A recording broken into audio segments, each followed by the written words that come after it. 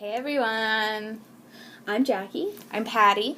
I was at the New York premiere. Some of you saw me in my Cosima coat. Some of you saw me in the video because I was busy writing exams.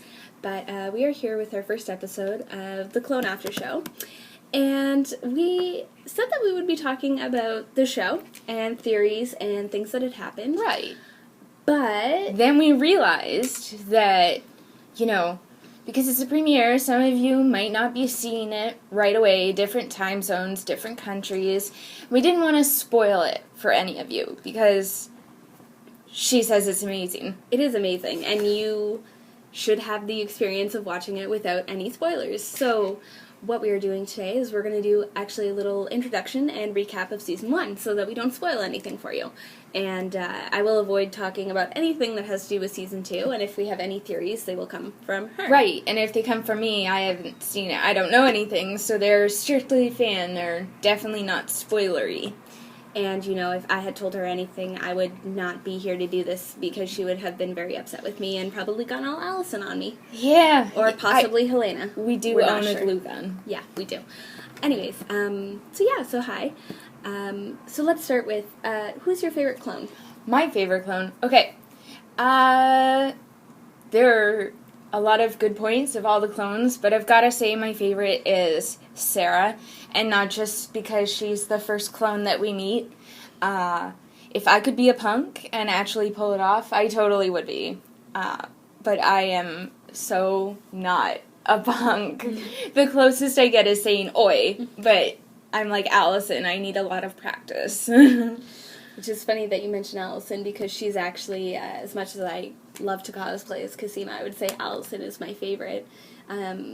For similar reasons that I would say John Fawcett has mentioned that Allison is his favorite to write and direct because she's suburban, and we're from suburbia. We are. We're very suburban. She used to drive a minivan, and although I didn't drive a minivan for long, I did borrow my mom's minivan, so I've had that experience of carting people around.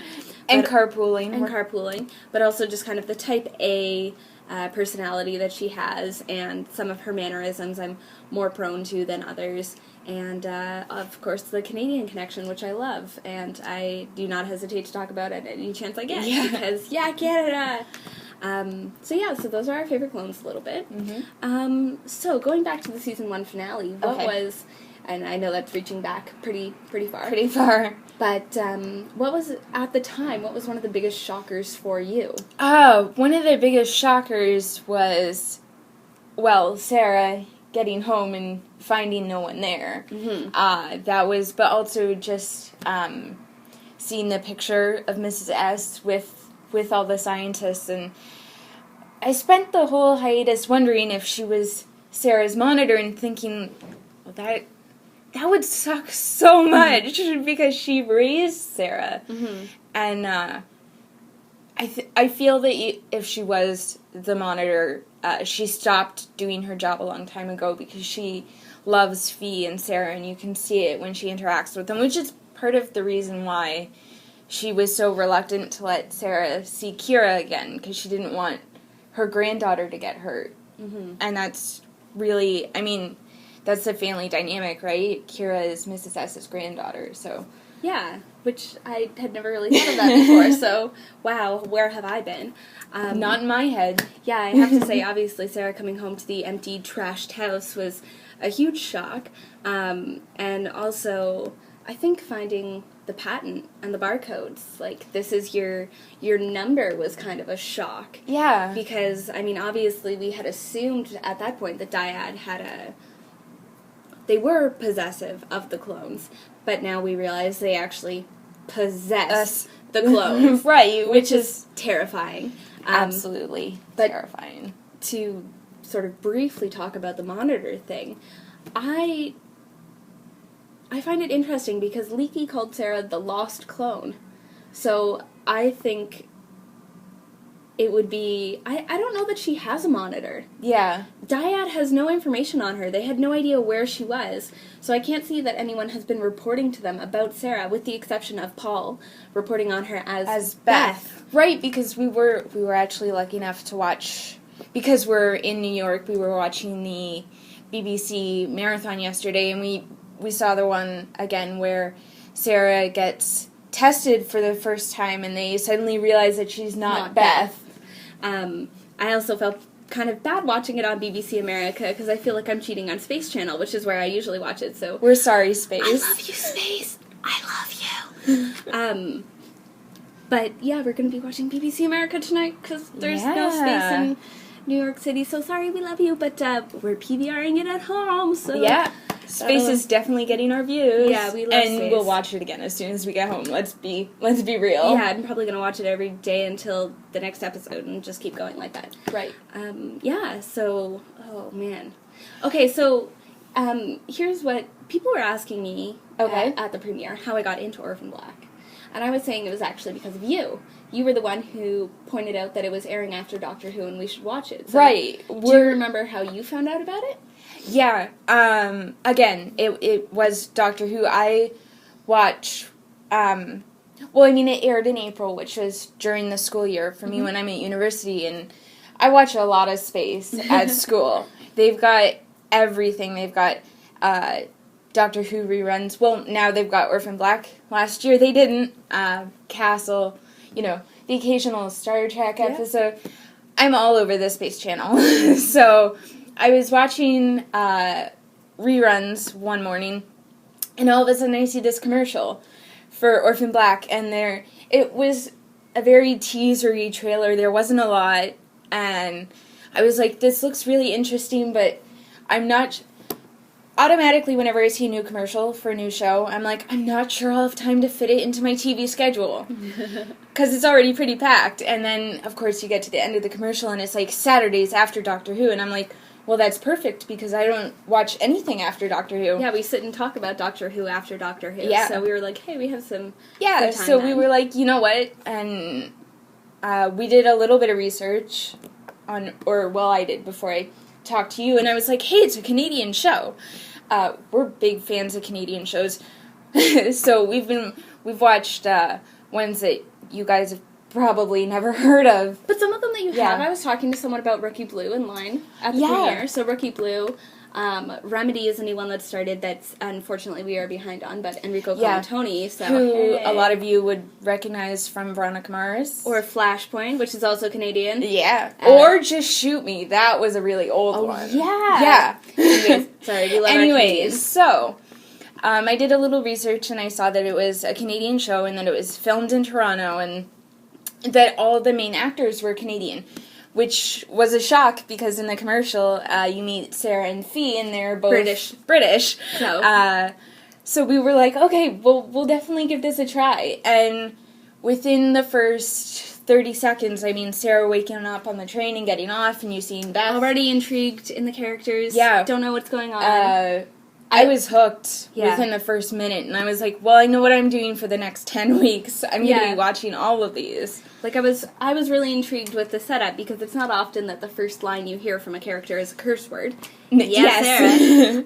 And then, of course, I think it's a general consensus that by the time you hit that train scene, and that was a bad and unfortunate pun, I'm sorry about that, but I think once you've hit that point, you have to know what happens after that, because it's such the setup, and that was really, if you're ever talking about a hook for a TV show, I think that's the fastest I've been hooked on a show, that I didn't and know the fastest Canadian reference, because within the first 2 minutes, you see her stealing Beth's wallet and pulling out the Canadian 20. The Ontario driver's license, which I have to say was awesome. And it was great. Another thing I love about this show is that I recognize places from the set. That we've been walking by. I've walked by that, I've driven by that, I know that area of Toronto. And also, I just want to point out, because I'm sure that maybe people have watched that we're kind of staring off this way.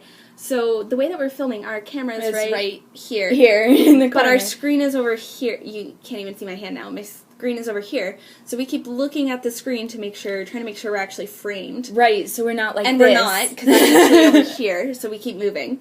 But yeah, so we'll get the hang of this. We feel like we're looking at you, but we're not actually, but we are. So we're feeling that connection. We're watching that you. Clone connection. Oh, that was another reason we got hooked. There aren't many shows where there are people who are identical.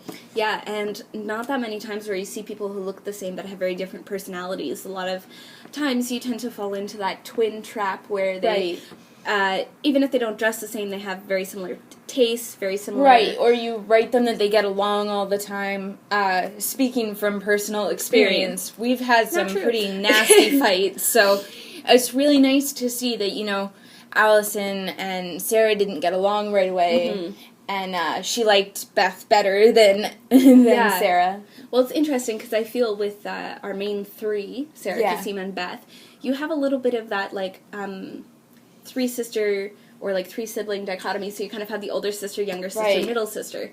So I would put Cosima as sort of the middle sister, trying to mediate a little bit between them. And then, honestly, it would change a little bit for me whether Allison or Sarah is sort of the younger or older sister. Right, I mean...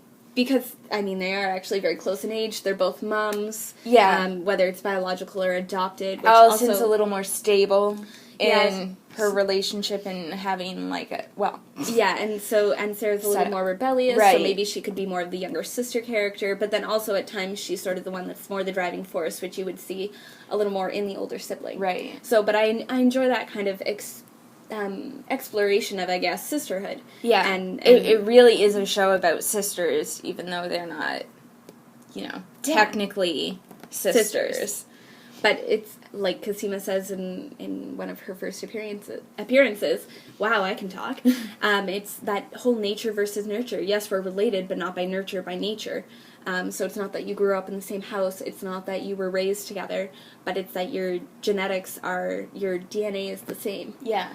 And so it's interesting. It's really, really interesting watching, and Graham and John do, and the rest of the writers, obviously, do such a great job of exploring the different facets of a sister relationship. Yeah. Because it's not all sunshine and rainbows. Right, but you've still got those moments where, you know, even when they hate each other, they work together. Like when Allison is teaching Sarah how to shoot so that she can be Beth. There are days that you could kill your sister, but you would always kill for your sister. Yes. And so I think even though these people are not raised as sisters, they still have that, they still feel it.